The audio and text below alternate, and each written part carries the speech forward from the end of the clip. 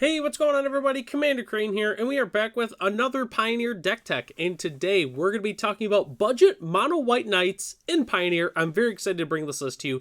As always, at the end of the video, let me know in the comments section below, what do you think about the deck? Is there cards that I didn't include that I definitely should have? What would you use to personally upgrade the deck overall? Just let me know your thoughts and opinions in the comment section. So mono white knights. So a good friend of mine that has been following the channel for a long time, Wasteland Owl, he's in the comment section a lot, has always been a huge Knight fan. And we've always talked about Knights and, all the different formats and such. We always talk about how Knights is always like Wizards of the Coast. I feel like every so often they'll print a bunch of Knight cards, but largely it's always overshadowed by like soldiers and all the other main white creature types. And Knights really it's a really, really sweet creature type for the most part. They get some really good synergy cards, but Knights is missing a couple of core cards to really, really be powerful.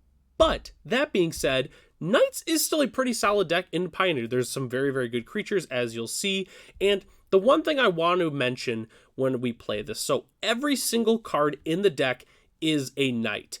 And whereas almost every single card is a human, I didn't put any cards in the deck that are specific to humans. So, you say, oh, hey, they're all humans. Why don't you play Thalia's Lieutenant? Because it's not a Knight. Every single creature that sees play in the deck is a Knight. So I just wanted to point that out. Yes, like Thalia's Lieutenant would be really, really good in the deck, but I did not put it in here because it's not a Knight. So let's go ahead and hop into it here. Okay, so these are some of our early drops that we're playing. We're playing 4 Dauntless Bodyguard and 4 Venerable Knight as our main 1-drops. They're 2 1s for 1, which are fantastic. Dauntless Bodyguard is very good. It actually sees playing the regular humans deck in the format. Being able to give another creature indestructible is pretty sweet. And then Venerable Knight is pretty solid in its own right. 2 1 for 1 when it dies. Put a 1/1 counter on target Knight you control. Just it's a solid rate overall if our opponent kills our 1-drop when we have, when we follow it up with, for instance, a Knight of the White Orchid. At least we get some value from that. And speaking of Knight of the White Orchid, we're playing 4 copies of it as well. 2/2 for 2 with first strike. When it enters the battlefield, if an opponent controls more lands than you, you may search your library for a Plains card, put it onto the battlefield, then shuffle. One thing that's really, really cool with Knight of the White Orchid, let's say we're on the draw, for instance, we're going second.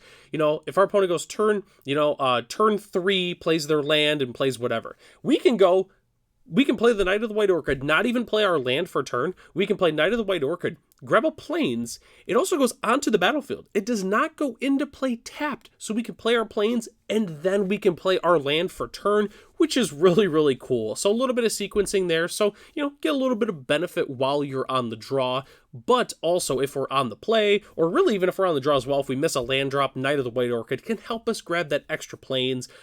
We're not playing any crazy Plains in this deck, but if you ever decide to upgrade the deck, which we'll talk about it more later, it's a Plains card. So you can grab for instance, a Sacred Foundry or a Hallowed Fountain, or any of the new Surveil lands. You can grab one of those, which is definitely very, very sweet. So I just wanted to mention that with Knight of the White Orchid. Next slide here. I would say it's a lot of the core of the deck for the most part. Definitely a lot of our more Knight synergy cards. So we're playing 4 Worthy Knight, 2/2 for 2. Whenever you cast a Knight spell, create a 1/1 white human creature token. Yes, the token is not a Knight itself, but it doesn't even matter. Whenever we cast a Knight, we get a free dude. It's really, really good. I mean, it's good. We're playing all Knights, so whenever we cast a creature spell, we're gonna get another creature to play, which is pretty awesome. We're also playing 3 Acclaimed Contender, 3/3 for 3. When it enters the battlefield, if you control another Knight, which most of the time we're going to, look at the top 5 cards of your library. You may reveal a Knight or equipment or legendary artifact from among them and put it in your hand, put the rest on the bottom. So, spoiler alerts, we're not playing any equipments or legendaries. We are technically playing an aura, which you'll see that in a moment, which at least I'm pretty sure it's an aura. But we can grab a Knight, which is pretty sweet overall. It kind of helps refill the hand a little bit. Card is definitely very, very solid. And we are also playing 4 Banalish Marshal, 3/3 for 3. Other creatures you control get +1/+1. Really sweet, just because of the 1/1 white humans that we make. Banalish Marshal does pump those, which is pretty sweet. But, overall, it's just a really solid Knight. It's a glorious anthem on a creature that's, pretty solid cost. So definitely a big fan of Banalish Marshal. Next slide here, pretty much the not the core again, but some of our removal that we're playing, as well as what I think is the best card in the deck. So 4 Werefox Bodyguard, definitely the newest card in the deck. This card is really, really good. You know, the mono white human decks love to play, oh gosh, I'm forgetting the name of it all of a sudden. It's the Banisher Priest all of a sudden. How am I forgetting this card all of a sudden? This card sees play everywhere. But anyways, you know, they're playing just a 2/2 for 3 that when it, you know, it can exile a creature until it leaves play. Well, we get a strictly better version of it. It's a 2/2 for 1 white Elf Fox Knight with Flash. When it enters the battlefield, exile up to 1 other target non-Fox creature until it leaves the battlefield. And then for 1 and a white, sacrifice Werefox Bodyguard, you gain 2 life. It's really just better than Brutal Cathar. That's the name of it, Brutal Cathar. It's strictly better. It has Flash. We could sacrifice it to gain some life. The card is just 100% better. And also it's a cooler creature type, you know, Elf Fox Knight. Like, that's really, really cool. Then we are playing 4 History of Benalia. This card is absolutely incredible. I played against it a lot in Standard, and this card is super sweet. Chapter 1 and 2, we make a 2/2 white knight creature token Vigilance, and then the third chapter, knights you control get +2/+1 until end of turn. You know, let's hypothetically say we're just curving out. We go turn 1, you know, we play our 1-drop. Turn 2, we play a 2-drop. Turn 3, we go History of Benalia. Turn 4, boom, slam another, you know, any knight, whatever we want. Turn 5, boom, the History of Benalia is going to go off. All of our knights are going to get +2/+1. And our opponent is either going to be almost dead or absolutely dead. One of the two. History of Benalia, fantastic card. My favorite card in the deck. And the last card that we're playing as our main source of removal, which I was correct, by the way, it is an aura, is Ossification. This card is really, really good. 2 mana, when it enters the battlefield, exile target creature or planeswalker an opponent controls until Ossification leaves the battlefield. This card is really, really good. If you don't have your copies of this, I highly suggest picking up Ossification. Incredible Magic card for sure. And again, we can hit it with our Acclaimed Contender, which is kind of sweet. You know, a little bit of bonus in there. So definitely a big fan of Ossification. So our last card that we're playing in our main board is Brave the Elements. We're only playing 2 copies of it. We do have 2 more in the sideboard, you know, for like extra protection or board stalls. But Brave the Elements is really good. Choose a color for 1 white instant. White creatures you control gain protection from the chosen color until end of turn, which means they can't be blocked, targeted, dealt damage, or enchanted by anything of that color. Brave the Elements is absolutely incredible. It's a protection spell. It's basically like a way for our creatures to get around our opponent's creatures. The card is really, really good. Definitely a big fan of Brave the Elements. So that's our entire main board except for our lands, which our lands are really, really simple in our budget deck. We're playing 4 Sheffield Dunes and 19 Plains. Definitely a big fan of Sheffield Dunes. You know, late game, we can just tap out. We can sacrifice a desert, which we're only playing Sheffield Dunes, but we can give our creatures +1/+1, which can be that little bit of damage that really helps us get over the hump, which is pretty sweet.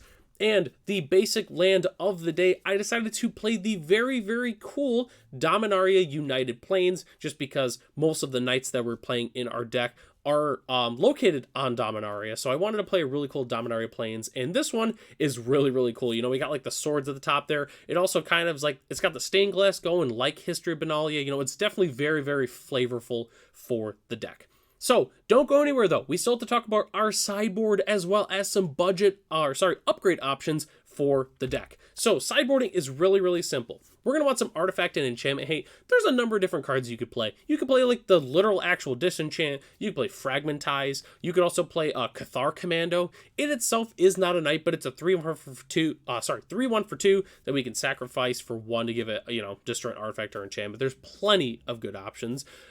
Extra removal. I would personally recommend a card like Fateful Absence because of Get Lost and how good it is, which you could also play that in your sideboard. Fateful Absence, which is kind of seen as a little bit worse than Get Lost, is only like 50 cents, $1 for, you know, US dollar anyways. So that is a really, really good removal spell for our sideboard as well for our budget deck. Protection spells, I put in Brave the Elements, the other 2 copies, but if you're looking for a little bit more, you could play a card like Surge of Salvation. That's also definitely very, very good. The last thing I included in our sideboard is Pithing Needle, mostly for, I mean, you could play it for a number of different decks, but the main reason is the new Rakdos Vampires deck. They're playing Surin Imperious Bloodlord, and Pithing Needle is the perfect way for our deck to be able to stop that. So definitely a big fan of Pithing Needle. I highly suggest playing at least a couple of copies of those in our budget sideboard here. And our last slide we have to talk about is the upgrade options, which overall is pretty straightforward. So I put on here a Ganjo, Cavern of Souls, and Mutavault as at least our good, man utility lands for our deck. Again, not 100% necessary to be able to play the deck as is now, but definitely a nice bonus for the deck. Adeline Resplendent Cathar is really, really good. I did not put a Knight Errant of AO, so you could also play that as well. They're both knights and they're extremely strong. At least if you get Adeline's, I personally would replace probably Benalish Marshal with it. Benalish Marshal is still really, really good, but Adeline is absolutely incredible. The card is fantastic. If you have any extra copies of those laying around, I highly suggest putting them in the deck.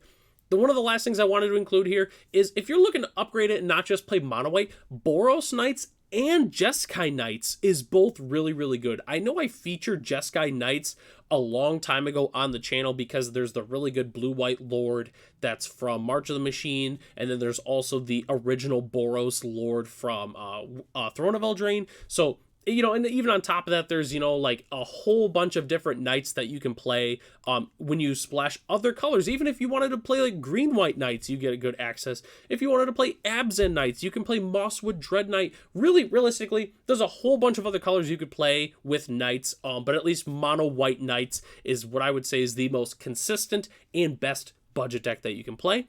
And the last thing I wanted to mention is this list is only $35 US as it is right now. The list is extremely cheap. So if you're looking for a really fun mono white deck to play at your local FNM or play with some friends or have an extra deck for FNM if someone wants to borrow it, this deck is definitely very, very sweet. And again, like I said at the beginning of the video, I feel like Knights is very underrepresented overall as a creature type. And it's kind of cool to play a lot of unique cards. No, it's not a human deck, it's our Knight deck, because knights are definitely very, very, very sweet, and I hope we get some more knight cards in the near future. So that takes us to the end of the video. Thanks so much for watching this video. Let me know in the comment section below, what do you think about the deck? Is there a card that I definitely should have included that was not featured on the deck here? Just let me know in the comment section below. So I'm Commander Crane. Thanks for watching this video. I'll catch you in the next one.